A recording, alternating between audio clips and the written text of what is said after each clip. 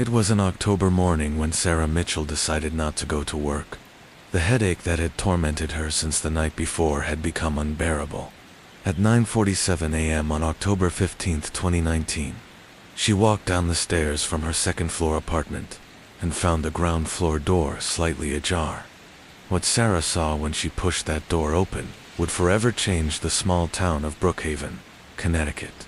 On the living room floor, in a pool of blood that had already turned dark and coagulated, lay the body of Margaret Chen, 34 years old, local elementary school teacher and mother of 2 young children. Sarah couldn't scream for almost 3 minutes. She stood paralyzed in the doorway, staring at a scene that defied all logic in a town where people still left their keys in their cars and greeted strangers on the street. Margaret was wearing the same navy blue outfit she had worn to the parent-teacher conference the night before. Her purse remained untouched on the kitchen table, with wallet, cell phone, and keys exactly where she had left them. There were no signs of forced entry. No valuables were missing. The wall clock read 9:50 when Sarah finally managed to dial 911. Her voice trembled as she told the operator, "Please, I need help. There's a woman here, and she's dead. There's so much blood." When the first patrol car arrived at the scene 7 minutes later, Detective Marcus Rodriguez already knew this wouldn't be an ordinary crime. In his 15 years of service, he had never investigated a homicide in Brookhaven. The last violent death recorded in the city had occurred in 1987. Margaret Chen had been stabbed 17 times. The wounds concentrated on her chest and abdomen, suggesting uncontrolled rage. There were no signs of struggle, no defense wounds, as if she knew her killer, as if she trusted them. But there was something more disturbing about that cold October morning, something the residents of Brookhaven would only discover weeks later. Margaret Chen was not the first victim, and she would not be the last. The investigation that began in that apartment on Maple Street would reveal secrets that a small town had kept for decades. Secrets that someone was willing to kill to protect. If you're enjoying this investigation, leave a comment about what theory you have about this case. Your opinions help us continue bringing these stories. Asterisk, what had happened in Margaret Chen's last 24 hours? And why would someone choose her as a victim in a town where everyone knew each other? To understand Margaret Chen's murder, we need to go back exactly 24 hours before her body was discovered. October 14th, 2019, started like any other Monday in her carefully structured life. Margaret woke up at 5:30 a.m., as she had every weekday for the past 8 years. Her morning routine was methodical: coffee, shower, breakfast with her 2 children before dropping them off at her mother's house. She was at Brookhaven Elementary by 7:15 a.m., 30 minutes before her first grade class began. But according to her teaching assistant, Linda Foster, something was different that Monday. Margaret seemed distracted, checking her phone repeatedly during lessons. She had received several text messages throughout the day, but Linda couldn't see from whom. At lunch, Margaret made an unusual phone call. She stepped outside the teacher's lounge and spoke in hushed tones for nearly 15 minutes. When she returned, Linda noticed her hands were shaking slightly as she unwrapped her sandwich. The afternoon brought the monthly parent-teacher conferences. Margaret had scheduled meetings with 12 families between 3:30 and 8 p.m. According to the school's sign-in log, all parents arrived on time and left within their allocated slots. Nothing seemed amiss. The last conference ended at 7:45 p.m. with the Hendersons, whose daughter Emma was struggling with reading. Margaret walked them to the parking lot, as was her habit. Security cameras captured this moment. Margaret waving goodbye, appearing relaxed and normal. But then came the detail that would haunt Detective Rodriguez for months. At exactly 8:17 p.m., Margaret's cell phone received a text message. The timestamp was crucial because it meant she was still alive when she received it. The message was simple, containing only 4 words: "We need to talk." The number was unlisted, untraceable. A burner phone that had been purchased with cash, 3 days earlier at a gas station 40 miles away in Hartford. Margaret left the school at 8:23 p.m. The security footage shows her walking to her Honda Civic, getting in, and driving away. She should have gone straight home to her apartment on Maple Street. The drive took exactly 12 minutes. Instead, Margaret Chen made a detour that would cost her life. Cell tower data revealed that her phone had pinged near Brookhaven Park at 8:41 p.m. She had driven to the old pavilion by the pond, a secluded spot where teenagers often met and couples went for privacy. Why would a single mother go there alone on a Monday night? The answer came from an unexpected source. Jake Morrison, a 17-year-old who had been smoking behind the park's maintenance shed, saw Margaret's car parked near the pavilion around 8:45 p.m. But she wasn't alone. A second vehicle was there, a dark-colored SUV with tinted windows. Jake couldn't make out the license plate in the dim light, but he was certain about one thing. He had seen that SUV before, parked outside the elementary school on multiple occasions. Someone from Margaret's professional world had lured her to that isolated spot. Someone she trusted enough to meet after receiving a cryptic text message. Someone who knew her routines, her schedule, her habits. Margaret's phone showed she had tried to make a call at 8:52 p.m., but it never connected. The call lasted 0 seconds. By 9:10 p.m., her phone had gone completely silent. When Margaret finally returned home that night, she was not alone. Security cameras in her apartment building's parking lot were broken, conveniently out of order for maintenance. But a neighbor, Mrs. Patterson, heard footsteps on the stairs around 10:30 p.m. 2 sets of footsteps, she was certain. One belonged to Margaret, whose heels clicked in a familiar pattern. The other was heavier, deliberate. Following closely behind, Mrs. Patterson heard Margaret's door close at 10:34 p.m. She never heard it open again. 3 days after Margaret Chen's murder, Detective Rodriguez received a phone call that would change everything about the investigation. The call came from Detective Lisa Park in Hartford, Connecticut, 43 miles northeast of Brookhaven. "I think we have a problem," Detective Park said. "I've been following your case in the news, and I believe your victim is connected to an unsolved murder from 8 months ago." The victim was Rebecca Martinez, a 29-year-old kindergarten teacher from Hartford Elementary School. Like Margaret, Rebecca had been found in her apartment by a neighbor. Like Margaret, she had been stabbed multiple times in a frenzied attack. Like Margaret, there were no signs of forced entry, no missing valuables, and no evidence of sexual assault. But the similarities didn't end there.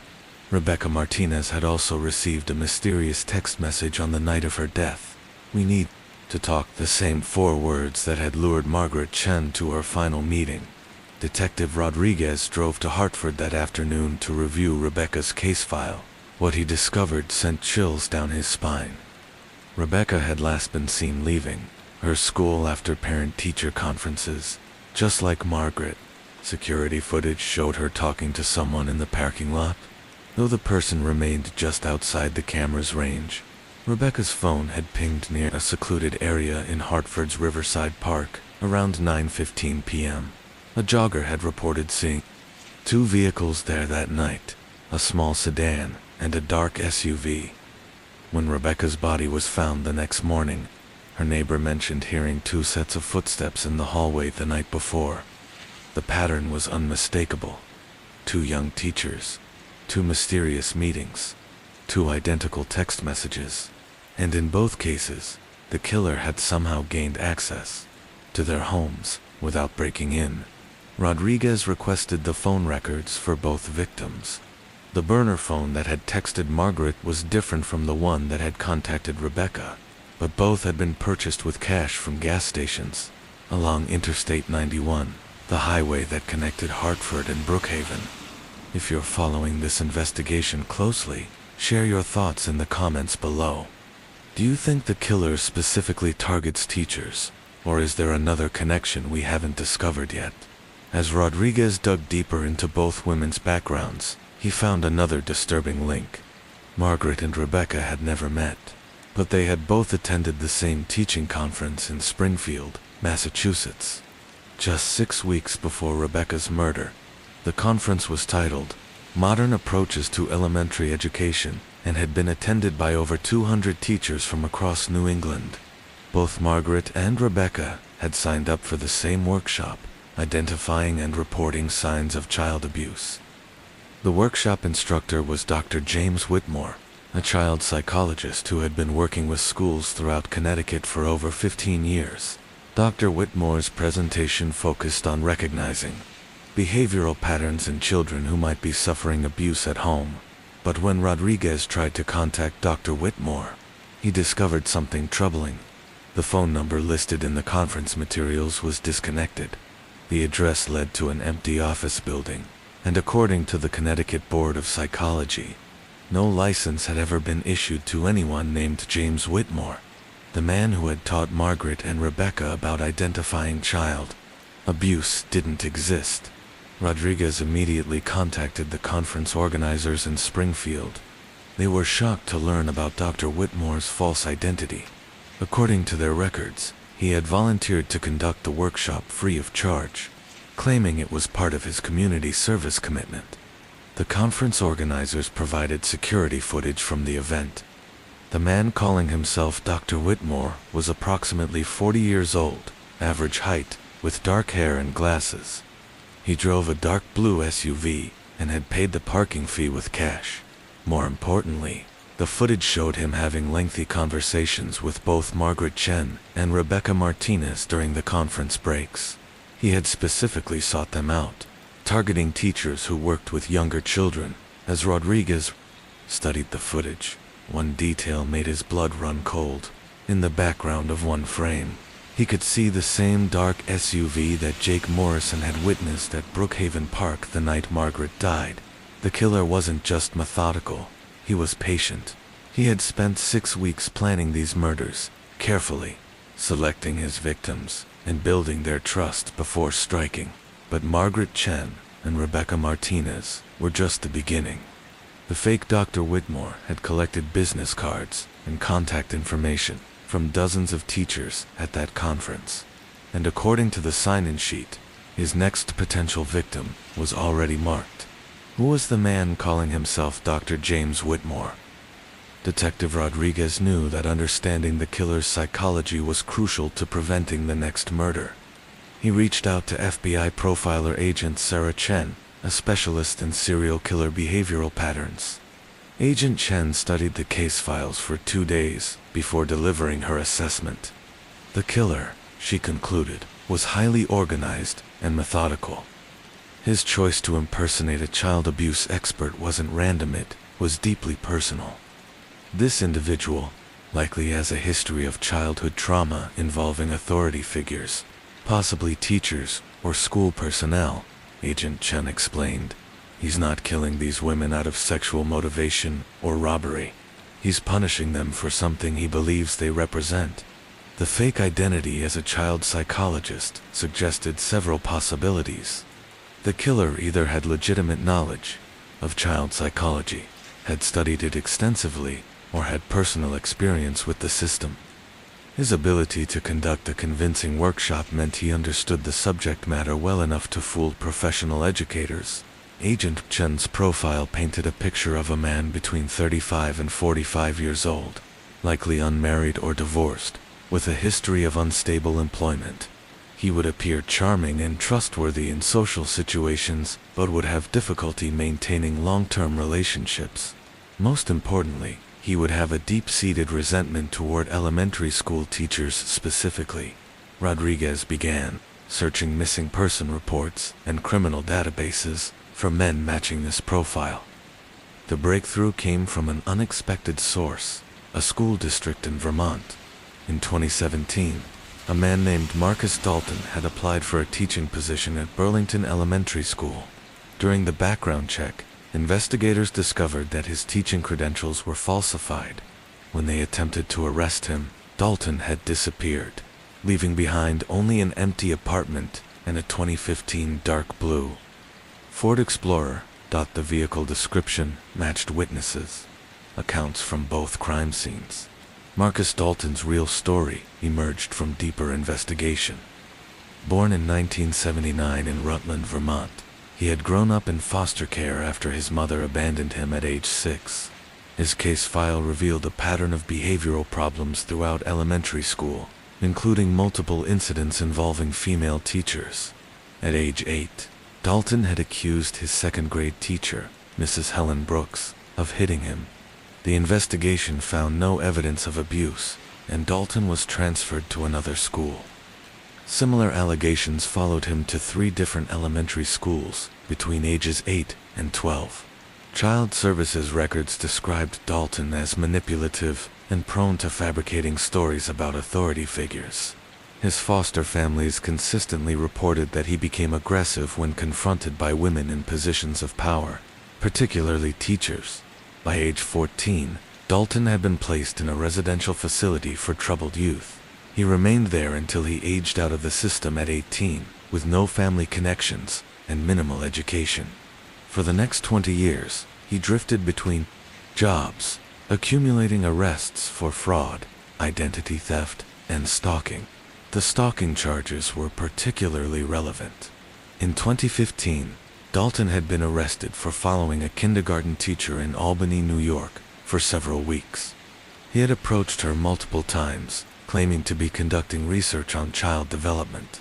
The teacher obtained a restraining order, but Dalton violated it repeatedly until he eventually left the area. Rodriguez realized that Dalton's pattern of targeting elementary teachers wasn't new. It had been escalating for years.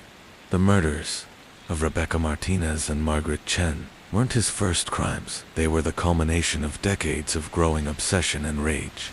But the most chilling discovery was yet to come. Among Dalton's possessions recovered from his Vermont apartment, investigators found a folder labeled Research Projects. Inside were newspaper clippings, photographs, and detailed notes about elementary schools throughout New England. The folder contained information about 47 different teachers, including their home addresses, daily schedules, and personal details. Rebecca Martinez's information was there, dated 6 months before her murder. Margaret Chen's details were added just days after the Springfield conference. 36 other teachers were still listed as active research subjects. Their photographs were paperclipped to surveillance notes documenting their movements, their cars, their apartment buildings. Dalton had been watching them for months, waiting for the right opportunity to strike. At the bottom of the folder was a handwritten priority list. 5 names were circled in red ink, indicating Dalton's next targets. The first name had been crossed out, Margaret Chen. The second name remained untouched. Amanda Foster, a first-grade teacher at Millbrook Elementary School in western Massachusetts. According to Dalton's notes, Amanda lived alone in a ground-floor apartment with a broken security camera. She stayed late for parent conferences on the second Tuesday of each month. Her next scheduled conference was in 4 days.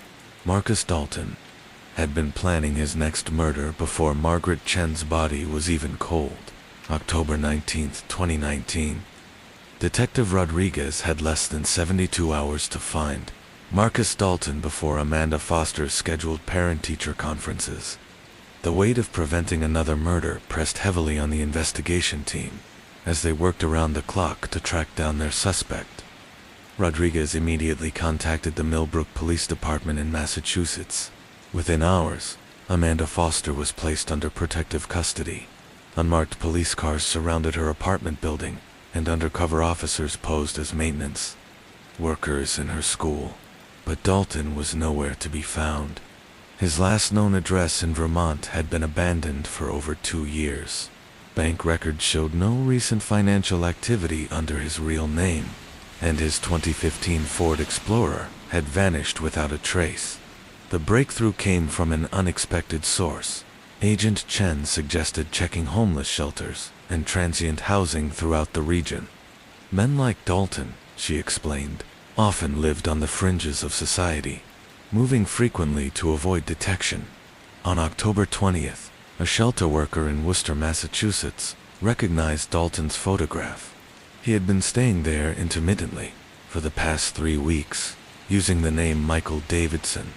According to the shelter's records, he had claimed to be a substitute teacher looking for permanent employment. The shelter director, Patricia Walsh, remembered Dalton well. He had spent hours in the computer room, claiming to research job opportunities. But when she walked past his screen one evening, she noticed he was looking at elementary school websites, specifically teacher directory pages. Something about him made me uncomfortable, Walsh told Rodriguez. He asked too many questions about the neighborhood schools.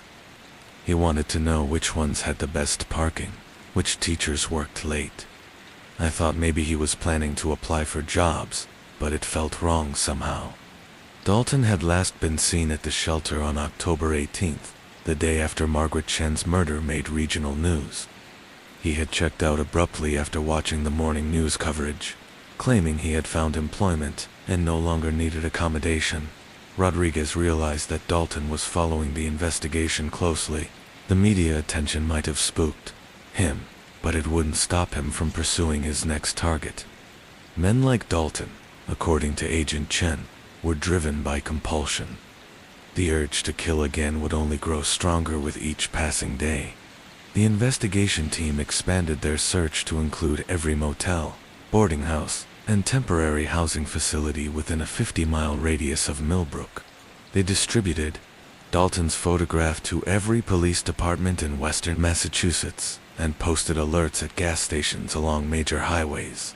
On the morning of October 21st, the day of Amanda Foster's parent conferences, Rodriguez received the call he had been dreading. A motel clerk in Springfield, just 15 miles from Millbrook, recognized Dalton's photograph. He had checked in 2 days earlier under the name David Morrison, paying cash for a week's stay. But when police arrived at the motel room, 127 was empty. The bed hadn't been slept in. Dalton's few possessions were gone. But he had left behind one crucial piece of evidence, a detailed map of Millbrook with Amanda Foster's apartment building circled in red ink, the same red ink he had used to mark his priority targets. Rodriguez knew that Dalton was already in Millbrook, waiting for the perfect moment to strike. Amanda Foster's parent conferences were scheduled to begin at 4 p.m. and continue until 8 p.m., based on his previous patterns. Dalton would likely make contact with her through a text message. Sometime after 7:30 p.m., the police set up a perimeter around Millbrook Elementary School. Undercover officers posed as parents attending conferences. Amanda Foster was fitted with a wire and given a panic button, though she remained in protective custody with 2 officers posing as teaching assistants. At exactly 7:42 p.m., Amanda Foster's phone buzzed with a text message from an unknown number. "We need to talk. It's about Emma Henderson's situation. Meet me in the parking lot in 10 minutes." Emma Henderson was one of Amanda's students, a quiet 7-year-old whose behavior had recently become concerning. The message was perfectly crafted to exploit Amanda's professional instincts and caring nature. If she hadn't been under police protection, she might have walked directly into Dalton's trap. Instead, Officer Jennifer Mills, who closely resembled Amanda in height and build, put on Amanda's coat and walked toward the parking lot. Backup units positioned themselves throughout the school grounds, waiting for Dalton to reveal himself. At 7:54 p.m., a dark blue Ford Explorer pulled into the far end of the parking lot with its headlights off. The driver waited in the shadows, watching the school entrance. When Officer Mills emerged and began walking toward the lot, the Explorer's engine started. Rodriguez gave the signal. 6 patrol cars converged on the Explorer from different directions, surrounding it before Dalton could escape. Spike strips had been positioned at both parking lot exits as a precaution, but when officers approached the vehicle with weapons drawn, they discovered something that would haunt Rodriguez for years to come. The Explorer was empty. The engine was running. The driver's door was open, but Marcus Dalton was gone. In his place, On the driver's seat was a handwritten note. "You're too late. I know you're watching, Amanda, but what about the others?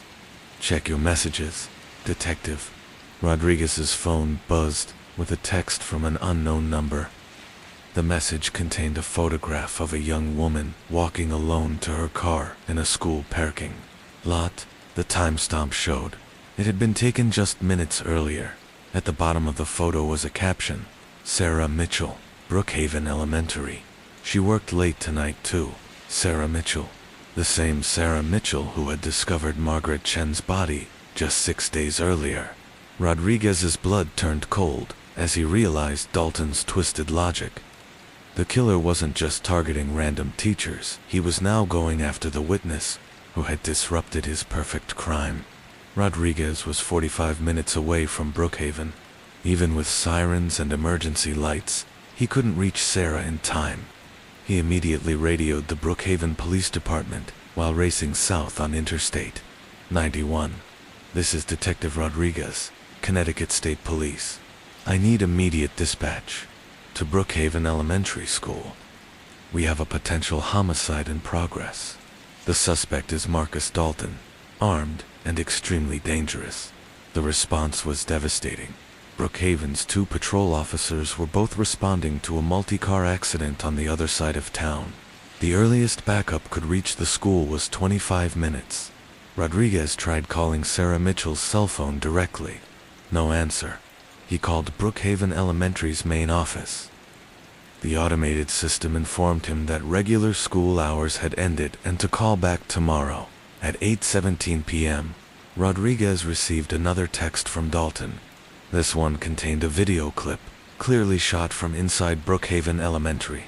The Times showed it had been recorded just minutes earlier. The video showed Sarah Mitchell working alone in her classroom, grading papers by LAMPLIGHT. The camera slowly zoomed in through the classroom window. Sarah was completely unaware she was being watched. At the end of the 10-second clip, the camera turned to show a reflection in the glass Marcus Dalton's face. Smiling. Rodriguez was still 15 minutes away when his phone rang. The caller ID showed Sarah Mitchell's number. "Detective Rodriguez." Her voice was barely a whisper. "I think someone's in the building. I heard footsteps in the hallway, but all the other teachers left hours ago." "Sarah, listen to me carefully," Rodriguez said, trying to keep his voice calm. "Lock your classroom door right now. Don't turn on any more lights. The person in the building is extremely dangerous." "I can't lock the door," Sarah whispered. "The lock is broken. It's been broken for weeks. I'm hiding under my desk, but I can see shadows moving past the frosted glass." Rodriguez could hear the terror in her voice. "Sarah, is there another way out of your classroom? A window? A back door?" "There's a window, but it's on the 2nd floor. I'd have to jump. Stay hidden. I'm 5 minutes away. Whatever you do, don't try to run until I tell you." The line went quiet, except for Sarah's rapid breathing. Rodriguez could hear her trying to muffle the sound with her hand. Then came the noise. They both dreaded the slow creak of a classroom door opening. "He's here," Sarah breathed into the phone. "Oh God, he's in my room." Rodriguez heard a man's voice, calm and conversational. "Hello, Sarah, we need to talk." The same 4 words that had lured Rebecca Martinez and Margaret Chen to their deaths. "I know you can hear me, Detective Rodriguez," Dalton continued, his voice now directed toward Sarah's phone. "I assume she called you when she heard me coming. You're probably racing here right now, thinking you can save her." Rodriguez pulled into Brookhaven Elementary's parking lot with his tires screeching. The building was dark, except for one classroom on the 2nd floor, where a lamp cast long shadows against the windows. "But here's what you don't understand, Detective," Dalton's voice continued over the phone. "I'm not the same man who killed Rebecca and Margaret. They never saw me coming. They trusted me. Sarah here knows exactly who I am and what I'm capable of. She's already seen my work." Rodriguez was out of his car and running toward the school's main entrance. The front doors were locked, but a side door near the gymnasium was propped open with a small stone. Dalton had planned his entry carefully. Sarah discovered Margaret's body, Dalton continued, his voice echoing slightly in the empty classroom. She called 911. She started the investigation that led you to me. In a way, Detective, she's responsible for ending my research project prematurely. Rodriguez reached the second floor and moved silently down the hallway towards Sarah's classroom. He could see light spilling out from under the door at the far end of the corridor. So I thought Sarah deserved to understand the full scope of my work before she joins Margaret and Rebecca. I've been telling her about the others, Detective. Did you know there were others before Rebecca Martinez? This was new information. Rodriguez had only confirmed 2 victims. Jennifer Walsh in Burlington, Vermont, March 2018. Kindergarten teacher. The police called it a home invasion, but there was no forced entry. Sound familiar? Rodriguez was now just outside Sarah's classroom. Through the frosted glass, he could see 2 silhouettes, one standing, one crouched on the floor. And before Jennifer, there was Catherine Moore in Brattleboro, December 2017. First grade teacher, also stabbed in her apartment after a mysterious meeting. The police never connected these cases because they happened in different jurisdictions. For victims not to, Dalton had been killing for almost 3 years. But Sarah isn't going to join them, Rodriguez said, pushing open the classroom door with his weapon drawn. Because this ends tonight. Marcus Dalton stood in the center of the classroom, holding a large knife in his right hand. Sarah Mitchell was huddled behind her desk, clutching her phone, her face streaked with tears. Both of them turned toward Rodriguez as he entered. Dalton smiled. Detective Rodriguez. Finally, I was wondering when you'd arrive. You're actually 3 minutes earlier than I calculated. Drop the weapon, Marcus. It's over, is it? Dalton tilted his head. I don't think you understand the situation yet. You see, I've learned from my previous encounters with law enforcement. This time, I came prepared for multiple scenarios. Dalton reached into his jacket pocket with his free hand and pulled out a small device with a red button. Semtex plastic explosive, Detective. Enough to bring down this entire wing of the building. The button is pressure sensitive. If I let go, if you shoot me, if I simply choose to press it, we all die together. Rodriguez felt his heart sink. Dalton wasn't just a serial killer anymore. He had evolved into something far more dangerous, a man with nothing left to lose. The classroom fell silent, except for Sarah Mitchell's quiet sobbing and the distant hum of fluorescent lights in the hallway. Rodriguez kept his weapon trained on Dalton while calculating his options. None of them were good. You're wondering if I'm bluffing, Dalton said, reading Rodriguez's expression. Let me save you the trouble of guessing. He held up the device, showing Rodriguez the small LED light that blinked red every few seconds. Military-grade detonator. I learned about explosives during my brief stint in demolition work back in 2016. Amazing what you can buy online these days. Rodriguez noticed sweat beading on Dalton's forehead despite the cool October air flowing through the open window. The man was nervous, which made him even more unpredictable. What do you want, Marcus? Rodriguez asked, buying time while he searched for any advantage. What I've always wanted, Detective. Justice. These teachers, they represent everything that destroyed my childhood. The system that failed me. The women who labeled me as a problem child instead of recognizing I was crying for help. So you became the very monster they said you were. Dalton's smile faltered for a moment. They made me this way. Every false accusation I made as a child was really a plea for someone to see my pain. But instead of helping, they moved me from school to school, house to house, until I had nothing left. Sarah Mitchell shifted slightly behind her desk, and Dalton's attention snapped toward her. Don't move, Sarah. You're part of this conversation too, you see? Detective Rodriguez doesn't understand what it's like to be abandoned by the very people who are supposed to protect children. Rodriguez saw an opportunity in Dalton's need to talk. to justify his actions. Tell me about the first teacher who hurt you. Marcus. What was her name?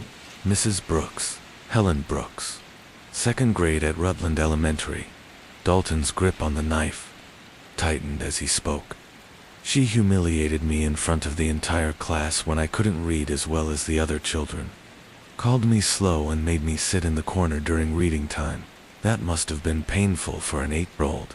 She destroyed my confidence, detective, and when I finally worked up the courage to tell my foster parents that she was mean to me, they didn't believe me, said I was making stories again. But I wasn't lying about everything. Rodriguez caught the subtle emphasis on everything. There was something Dalton wasn't saying directly. What really happened with Mrs. Brooks, Marcus? Dalton's hand trembled slightly as he held the detonator. She did hit me. Once, I was acting out during math class, and she lost her temper. Grabbed my arm so hard, it left bruises. But when the principal investigated my complaint, she lied. Said I was accident-prone, that I probably hurt myself at home. But you were telling the truth that time. Yes. Finally, someone believes me. Dalton's voice cracked with emotion, but it was too late. My reputation as a liar was already established. No one listened to me after that, even when I was telling the truth. Rodriguez was beginning to understand the twisted psychology driving Dalton's killing spree. A child genuinely abused by one teacher, but whose credibility had been destroyed by his own previous fabrications. The system had failed him in the worst possible way. The teachers you killed, Marcus, they weren't Mrs. Brooks. They were innocent. Women just trying to do their jobs. Were they innocent, detective? Dalton's voice hardened again. Rebecca Martinez had been reported twice for losing her temper with students. Margaret Chen had received complaints about being too strict with children who struggled academically. I researched each of them thoroughly. Rodriguez realized that Dalton had been justifying his murders by finding flaws in his victims, however minor. In his mind, he wasn't killing innocent teachers, he was punishing women who reminded him of his childhood trauma. And what about Sarah? Rodriguez nodded toward the woman crouched behind the desk. What terrible crime did she commit? Sarah interrupted my work. She discovered Margaret too soon, before I could complete my message. What message? Dalton reached into his jacket with his free hand and pulled out a small card. I leave these with each victim. Police have never found them because I placed them carefully, and the crime scenes are always contaminated by first responders.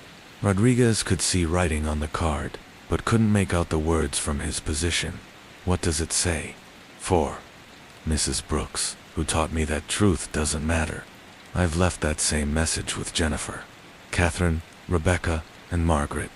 It's my way of making sure they understand why they died. But if Sarah hadn't found Margaret's body, someone else would have eventually. Not necessarily. Margaret lived alone. Her children were staying with their grandmother for the week. Her body might not have been discovered for days, giving me time to properly stage the scene and ensure my message was found. Rodriguez suddenly understood something crucial about Dalton's psychology. The murders weren't just about revenge, they were about communication. He desperately wanted the world to know his story, to understand his pain. The explosive device wasn't really about escaping. It was about ensuring he would be remembered. Marcus, if you detonate that bomb, your message dies with us. No one will ever know about Mrs. Brooks or what really happened to you. Dalton paused, considering this. The FBI will investigate. They'll dig into my background. The story will come out. Maybe, or maybe they'll just label you as another unstable individual who snapped. Your childhood trauma will become a footnote in a case file. Mrs. Brooks will never be held accountable. Rodriguez could see doubt creeping into Dalton's eyes. He pressed his advantage. But if you surrender now, I guarantee your story will be heard. The media will investigate Mrs. Brooks. The failures of the foster care system will be exposed. Your pain will mean something. For a long moment, The only sound in the classroom was Sarah's quiet crying and the distant wail of approaching sirens. Backup was finally arriving, but Rodriguez knew that if he couldn't resolve this situation in the next few minutes, those officers would be walking into a death trap. Dalton looked down at Sarah, then back at Rodriguez. "You're trying to manipulate me, detective, just like all the adults in my childhood." "No, Marcus. I'm trying to give your life meaning beyond these murders. Mrs. Brooks is still alive, still teaching. Don't you want her to face consequences for what she did to you?" The sirens were getting closer. Dalton's window of opportunity was closing, and Rodriguez could see the desperation building in his eyes. "It's too late for justice, detective, but it's not too late for revenge." The sirens stopped abruptly outside Brookhaven Elementary. Rodriguez knew that backup officers were now positioning themselves around the building, but their presence only increased the pressure on an already volatile situation. Dalton's finger hovered over the detonator button as he moved closer to the window to peer outside. 6 patrol cars, Dalton observed calmly. 2 unmarked vehicles. They've probably called in the bomb squad by now. How long do you think it takes to evacuate a neighborhood, detective? Rodriguez realized with growing horror that Dalton had planned for this scenario too.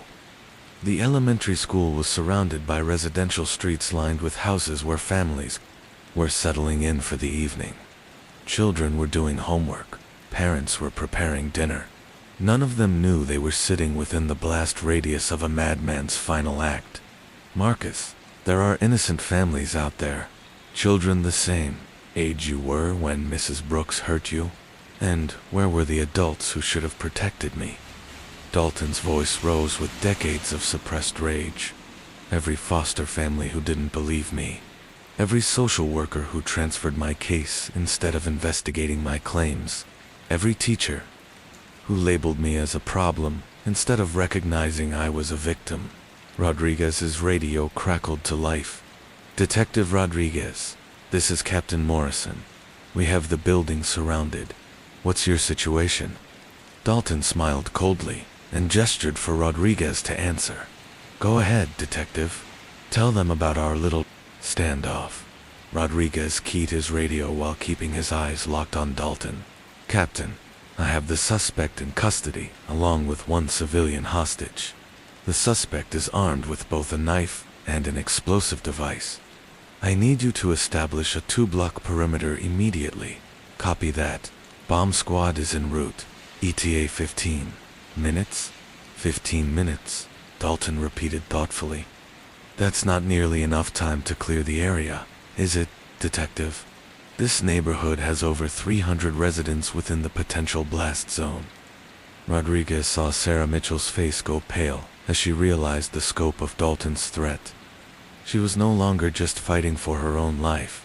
She was potentially the catalyst for mass casualties. "Please," Sarah spoke for the first time since Dalton had entered the classroom. "I have students who live on these streets. The Henderson family lives right across from the school. Emma is only 7 years old." Dalton turned towards Sarah, his expression softening slightly. "Emma Henderson. She's in your class, isn't she? I remember seeing her name in your grade book." Rodriguez felt a chill as he realized Dalton had been surveilling Sarah for longer than they had suspected. He had been inside her classroom before, studying her students, learning their names. "Tell me about Emma, Sarah," Dalton continued. "Does she struggle in school like I did?" Sarah's voice trembled as she answered. "She's been having some difficulties with reading. Her parents are working with her at home, but she gets frustrated easily." "And how do you handle her frustration, Sarah? Do you make her sit in the corner? Do you call her slow in front of the other children?" "No," Sarah said firmly, finding strength in her voice. "I work with her one-on-one during lunch breaks. I use different teaching methods to help her learn at her own pace. I would never humiliate a child for struggling." Dalton stared at Sarah for a long moment, and Rodriguez could see something shifting in his expression. For the first time since the standoff began, doubt crept into the killer's eyes. You're different, Dalton said quietly. You actually care about the children who struggle. Every teacher I know cares about their students, Sarah replied. Margaret Chen stayed after school 3 days a week to tutor children who needed extra help. She never charged the families. She did it because she wanted every child to succeed. Rodriguez saw an opening and pressed forward. The teachers you killed, Marcus, they weren't Mrs. Brooks. They were women like Sarah, who dedicated their lives to helping children. Dalton's hand began to shake more violently. The knife clattered to the floor as his grip loosened. You don't understand. I had to make them pay. Someone had to pay for what happened to me. Mrs. Brooks should pay, Rodriguez agreed, but not innocent women who had nothing to do with your trauma. Rodriguez's radio crackled again. Detective, we have a situation. Mrs. Patterson from the apartment building is refusing to evacuate. She says she won't leave without knowing that Sarah is safe. The irony wasn't lost on any of them. The same elderly woman who had heard 2 sets of footsteps the night Margaret Chen died was now risking her own life out of concern for another neighbor. Even strangers care more about Sarah than anyone ever cared about me, Dalton whispered, tears streaming down his face. That's not true, Marcus Rodriguez said gently. There were people who tried to help you. Your 4th grade teacher, Ms. Anderson, wrote in your file that she believed you were a bright child who needed patience and understanding. She recommended you for the gifted program. Dalton looked startled. How do you know about Ms. Anderson? Read your entire case file. She fought for you, Marcus. She saw your potential, but by then, you were so convinced that all adults were against you, that you couldn't trust her help. She was kind to me, Dalton admitted, his voice breaking. But I was transferred to another school before the year ended. Because of budget cuts, not because of anything you did. Ms. Anderson tried to keep in touch. She sent letters to your foster families for 3 years. Rodriguez was taking a calculated risk, using information from Dalton's childhood records to humanize the people who had tried to help him. He could see the psychological walls that Dalton had built over decades beginning to crack. It's not too late to honor Ms. Anderson's faith in you, Rodriguez continued. She believed you could be better than your circumstances. Prove her right. Outside, they could hear the distant sound of families evacuating their homes, children crying as their parents hurried them away from the potential blast zone. The weight of their decision was affecting everyone in the room. Dalton looked down at the detonator in his hand, then at Sarah crouched behind the desk, then at the window showing the neighborhood where innocent families were fleeing their homes because of his actions. Ms. Anderson is dead, he said quietly. Cancer. 3 years ago, I found her obituary online. Then this is your chance to make her proud posthumously. Show her that the boy she believed in is still inside you somewhere. For several seconds, the only sound was Dalton's labored breathing as he wrestled with a lifetime of rage and pain. Rodriguez could see the internal battle playing out across his face, the damaged child, warring against the monster he had become. Finally, Dalton looked up at Rodriguez with exhausted eyes. If I surrender, will you make sure Miss Anderson's family knows that she made a difference? That someone remembered her kindness? I promise, Rodriguez said without hesitation. Slowly, carefully, Dalton set the detonator on Sarah's desk and stepped back with his hands raised. The device is armed but stable. You'll need the bomb squad to disarm it properly. Rodriguez moved quickly to secure the detonator, while Sarah finally stood up from behind her desk on shaking legs. The immediate threat was over. But all 3 of them knew that the real work of understanding and healing was just beginning. November 15th, 2019, 1 month after Marcus Dalton's surrender at Brookhaven Elementary School. The bomb squad had successfully disarmed the explosive device, confirming it contained enough Semtex to level half the school building. The 2-block evacuation had lasted 6 hours, but no one complained about the inconvenience after learning how close they had come to disaster. Detective Rodriguez sat in the witness preparation room at the Hartford County Courthouse, reviewing his testimony for Dalton's preliminary hearing. The case had drawn national media attention, not just because of the dramatic standoff, but because of the disturbing pattern it revealed about systemic failures in child protective services. Marcus Dalton had confessed to 4 murders: Jennifer Walsh, Catherine Moore, Rebecca Martinez, and Margaret Chen. Each confession was detailed, methodical, and showed no signs of mental incompetence. Dalton understood exactly what he had done and why he had done it. The legal proceedings, however, were more complex than anyone had anticipated.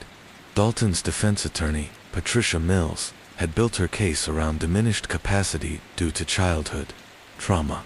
She argued that decades of institutional neglect had created a damaged individual who was not fully responsible for his actions. "My client was failed by every system designed to protect children," Mills had argued in her opening statement. The foster care system, the educational system, and the mental health system all had opportunities to intervene and provide proper treatment.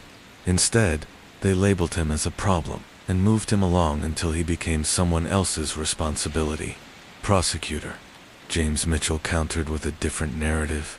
Childhood trauma, however severe, does not excuse the calculated murder of 4 innocent women. The defendant spent years planning these killings. He researched his victims, stalked them, and executed them with cold precision. This is not the behavior of someone acting under diminished capacity. The preliminary hearing revealed additional, disturbing details about Dalton's methods. Computer forensics had recovered detailed files from his laptop showing surveillance, photos of 17 different teachers across New England. He had been tracking their daily routines for months, noting when they worked late, where they lived, and what security measures protected their homes. Most chilling was the discovery of what investigators called the graduate list, a detailed, ranking system Dalton had created to prioritize his targets. Teachers received higher scores based on factors like working with younger children, living alone, and having what Dalton perceived as character flaws that reminded him of Mrs. Brooks. Sarah Mitchell testified about her experience during the standoff, describing how Dalton had known intimate details about her students and teaching methods. Her testimony was particularly powerful because it demonstrated how thoroughly the killer had infiltrated the world he claimed to despise. "He knew Emma Henderson's reading struggles," Sarah told the court. "He had observed my classroom interactions closely enough to know which students I worked with individually. It wasn't random stalking, it was intimate surveillance of the very relationships he said he wanted to destroy." The investigation also revealed the true scope of Dalton's deception. The fake identity as Dr. James Whitmore was just one of several personas he had created over the years. Police found evidence of at least 6 different false identities, complete with fabricated credentials and work histories. Each identity had been used to gain access to school environments. He had posed as a substitute teacher in Vermont, a child psychologist in Massachusetts, and even a maintenance worker at an elementary school in New Hampshire. His ability to blend into educational settings had made him nearly invisible to authorities. The most disturbing discovery came from interviews with school staff at the various institutions where Dalton had worked under false identities. Several teachers reported feeling uncomfortable around him, noting that he asked too many personal questions and showed unusual interest in their after-school activities. He volunteered to help with evening events, recalled Janet Morrison, a principal from Burlington Elementary. He was always offering to stay late to help teachers who worked alone. At the time, we thought he was just being helpful. Looking back, we realize he was learning our vulnerabilities. FBI profiler Agent Chen provided expert testimony about Dalton's psychological development. Her analysis painted a picture of a methodical predator who had spent decades perfecting his ability to identify and exploit victims. The defendant's childhood trauma was real and significant, Agent Chen testified. However, his response to that trauma evolved from seeking attention and help as a child to seeking revenge and control as an adult. By the time he committed his first murder, he was no longer acting from emotional impulse. He was executing a carefully planned campaign of terror. The preliminary hearing also addressed the question that had haunted investigators from the beginning. How many victims were there really? Despite intensive investigation, authorities could only confirm 4 murders. However, Agent Chen's analysis suggested there might be additional victims in other states. Serial killers rarely begin with their most sophisticated methods, she explained. The defendant's early crimes were likely less organized, possibly dismissed as random violence or unsolved cases in jurisdictions that didn't recognize the pattern. A cold case task force was established to review unsolved murders of female teachers across New England, dating back to 2015. Within 2 months, they had identified 3 additional cases with similar characteristics, though definitive proof remained elusive. The legal proceedings took an unexpected turn when Dalton's defense team requested a competency evaluation. They argued that their client's detailed confessions and willingness to cooperate with authorities demonstrated a disconnect from reality. A truly competent defendant would understand the benefits of remaining silent, Patricia Mills argued. My client's compulsive need to explain his actions and justify his behavior suggests profound psychological impairment. The competency evaluation was conducted by Dr. Elizabeth Harper, a forensic psychiatrist with 30 years of experience in criminal psychology. Her report, filed on January 12, 2020, concluded that Dalton was competent to stand trial, but suffered from severe personality disorders that had developed as a result of childhood trauma. The defendant understands the nature of the charges against him and can assist in his defense, Dr. Harper wrote. However, his psychological development was profoundly distorted by institutional failures during his formative years. While this does not excuse his actions, it provides crucial context for understanding his motivations. The competency hearing also revealed that Dalton had been receiving mental health treatment in jail. His therapist, Dr. Maria Santos, reported that he had shown genuine remorse for his actions, particularly regarding the terror he had inflicted on innocent families during the Brookhaven standoff. Mr. Dalton has expressed deep regret about the families who were forced to evacuate their homes, Dr. Santos testified. He recognizes that his actions traumatized children who had nothing to do with his personal grievances. This awareness suggests a capacity for empathy that was suppressed but not entirely destroyed. Perhaps most significantly, Dalton had requested that Dr. Santos help him write letters of apology to the families of his victims. The letters were never sent, but their existence suggested that the damaged child Ms. Anderson had once tried to help was still present, somewhere within the killer he had become. The preliminary hearing concluded on January 20, 2020, with Judge Patricia Williams ruling that Marcus Dalton was competent to stand trial on 4 counts of first-degree murder. The trial date was set for September 2020, giving both sides time to prepare their cases and allowing the media attention to subside. As Rodriguez left the courthouse that day, he reflected on the promises he had made during the standoff. He had, indeed, contacted Ms. Anderson's family, a sister living in Florida, and told her about the positive impact she had made on her student. The sister, Carol Anderson, had wept upon learning that someone remembered her sister's kindness.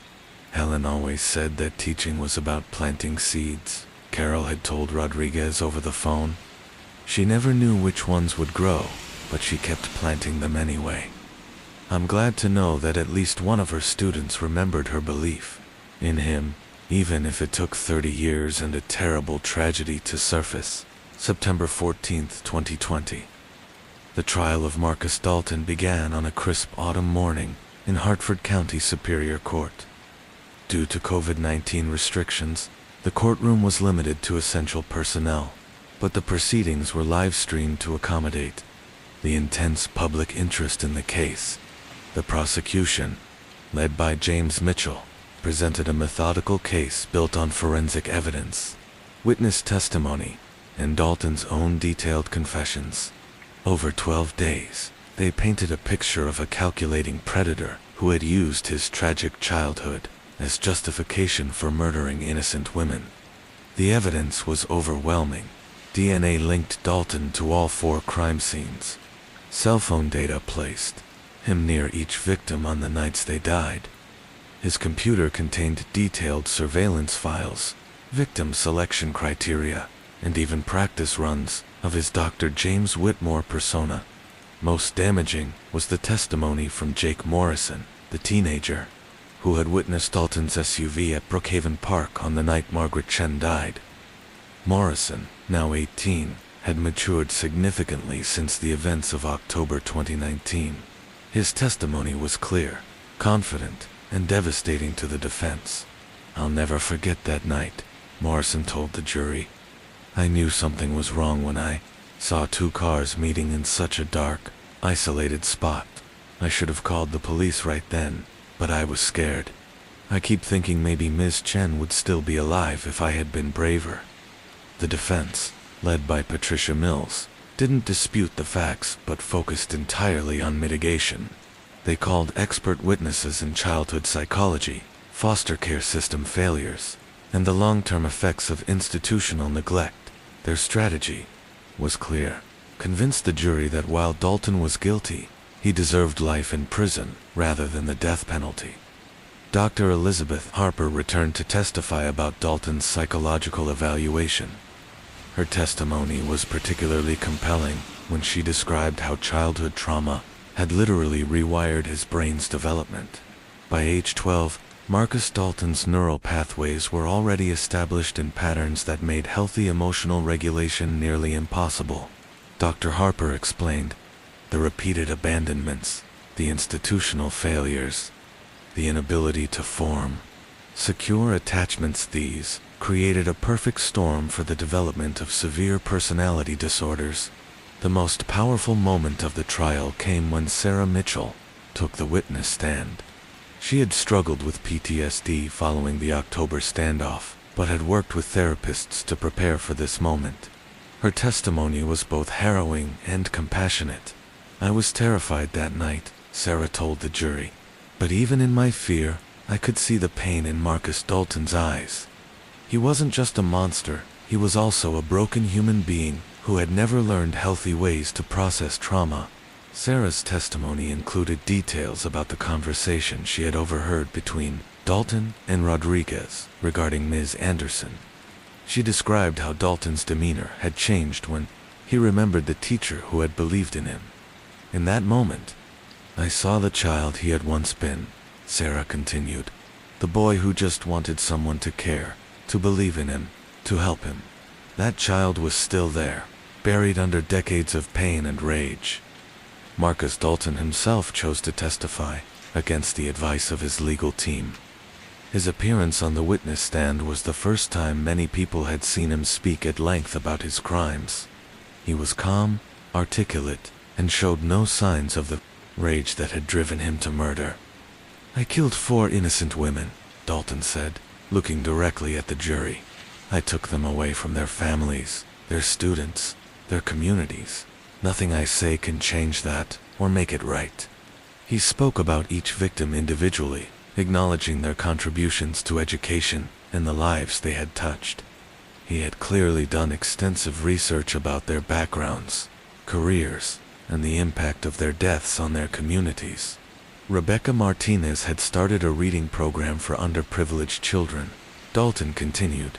Margaret Chen tutored struggling students without charging their families. Jennifer Walsh had created a scholarship fund for children aging out of foster care. Catherine Moore volunteered at a homeless shelter on weekends. The courtroom was silent as Dalton detailed the accomplishments of the women he had killed. His knowledge of their charitable work made his crimes seem even more senseless and tragic.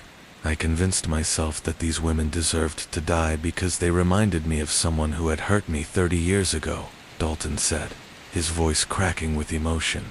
"But the truth is, they were everything Mrs. Brooks should have been. They were the kind of teachers I needed as a child." Under Prosecutor Mitchell pressed Dalton about his methodical planning and the terror he had inflicted on entire communities. "You didn't just kill these women, Mr. Dalton. You stalked them for months. You terrorized them with mysterious text messages. You forced them to meet you in isolated locations where they would be completely vulnerable. This wasn't an emotional outburst, this was calculated torture." "You're right," Dalton replied simply. "I wanted them to feel the helplessness I had felt as a child. I wanted them to know what it was like to be powerless against someone who was supposed to protect them." And the bomb threat at Brookhaven Elementary. "Were you really prepared to kill hundreds of innocent people, including children?" Dalton paused for a long moment before answering. "I don't know. I was desperate and cornered. The rational part of my mind knew that hurting innocent families would make me no different from the adults who had failed to protect me as a child. But the damaged part of me just wanted the pain to stop, even if it meant taking others with me." The jury deliberated for 3 days. When they returned, their verdict was unanimous: guilty on all 4 counts of first-degree murder. However, they had chosen life imprisonment without parole rather than the death penalty. Citing the mitigating factors of Dalton's childhood trauma and institutional failures, Judge Williams sentenced Marcus Dalton to 4 consecutive life sentences without the possibility of parole. Before pronouncing sentence, she delivered a statement that would be quoted in criminology textbooks for years to come. "This case represents a catastrophic failure of multiple systems designed to protect vulnerable children," Judge Williams said. "While the defendant's actions are inexcusable and have caused immeasurable pain, they also serve as a stark reminder of our collective responsibility to address childhood trauma before it metastasizes into violence." The impact of the Brookhaven case extended far beyond the courtroom. The Connecticut Department of Children and Families implemented new protocols for investigating child abuse allegations. The foster care system received additional funding for mental health services and trauma-informed care. Elementary schools across New England upgraded their security systems and implemented new protocols for background checks on volunteers and guest speakers. The fake Dr. James Whitmore incident had exposed dangerous vulnerabilities in how educational institutions vetted outside presenters. Sarah Mitchell returned to teaching but transferred to a different school district. She became an advocate for teacher safety and worked with law enforcement to develop training programs for recognizing potential threats. The trauma of her experience had transformed her into a voice for vulnerable educators everywhere. Detective Rodriguez was promoted to lieutenant and became the head of Connecticut's new Cold Case Serial Crimes Task Force.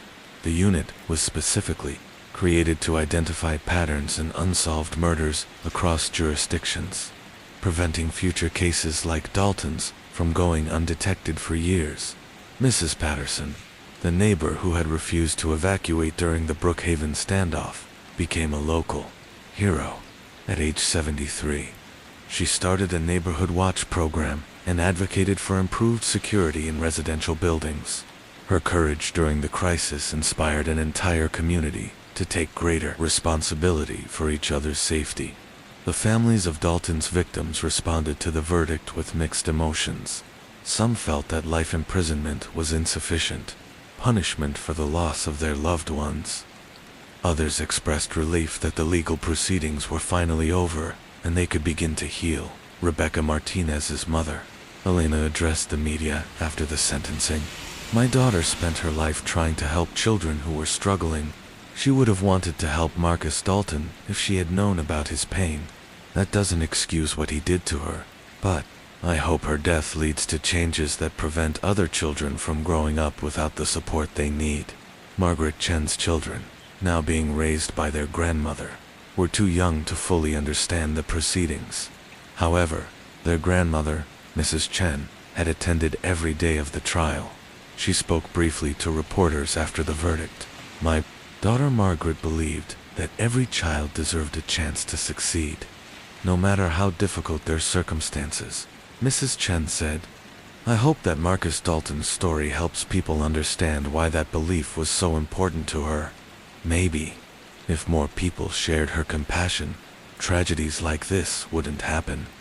Marcus Dalton was transferred to the Northern Correctional Institution in Somers, Connecticut, where he would spend the remainder of his life. According to prison officials, he continued to receive psychological counseling and had requested to participate in educational programs. In a surprising development, Dalton had also requested to write a book about his experiences, with all proceeds going to a scholarship fund for children aging out of foster care. The request was still under review by prison authorities and victims' families. As Detective Rodriguez reflected on the case 1 year after Dalton's conviction, he found himself thinking about Ms. Anderson's words about planting seeds. The investigation had revealed dozens of people who had tried to help Marcus Dalton throughout his life: foster parents, social workers, teachers, and counselors who had seen potential in a damaged child. Their efforts hadn't been enough to prevent tragedy, but they had planted seeds of humanity that had ultimately allowed Dalton to surrender, rather than detonate his bomb. In the end, those seeds had saved hundreds of lives, even if they couldn't save the 4 women who had already died. The Brookhaven case would forever change how law enforcement, educators, and child protective services approached the intersection of childhood trauma and adult violence. It served as both a cautionary tale about the long-term consequences of institutional failures and a testament to the power of human compassion, even in the darkest circumstances. Most importantly, it reminded everyone involved that behind every monster is often a child who was failed by the very systems meant to protect them. While this understanding could never excuse murder, it offered hope that future tragedies might be prevented through better care, earlier intervention, and the simple act of believing in a child's potential for healing and growth. What do you think could have been done differently to prevent Marcus Dalton's transformation from victim to killer? Share your thoughts in the comments below. And thank you for following this difficult but important investigation. The silence of Brookhaven had finally been broken, but the echoes of its lessons would resonate for years to come.